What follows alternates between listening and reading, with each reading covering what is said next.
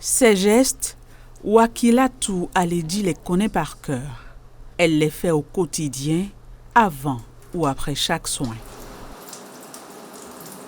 En tant qu'agent de santé, les dispositions d'hygiène que nous prenons avant d'aller en contact de tout patient, c'est que nous allons nous débarrasser de tout bijoux, bracelets, bagues, montres, tout ce que nous avons sur nos mains ou avant-bras.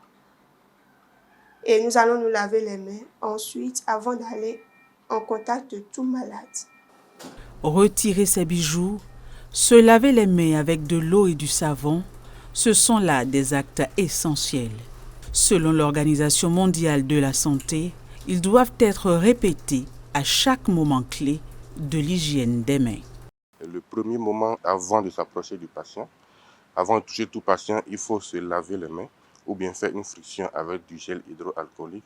Le deuxième moment, c'est avant de poser tout acte aseptique chez le patient. Par exemple, avant de mettre un cathéter, avant de mettre une sonde vésicale, par exemple.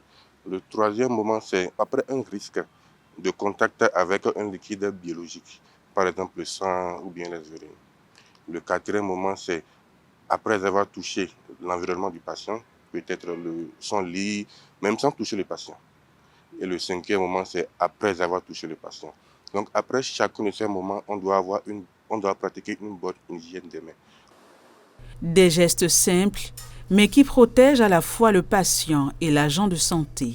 Car une bonne hygiène des mains reste le meilleur moyen de prévention des infections que peut contracter un patient en allant se faire soigner dans un hôpital. La journée du 5 mai dédiée à l'hygiène des mains est donc un moment clé pour sensibiliser les agents de santé.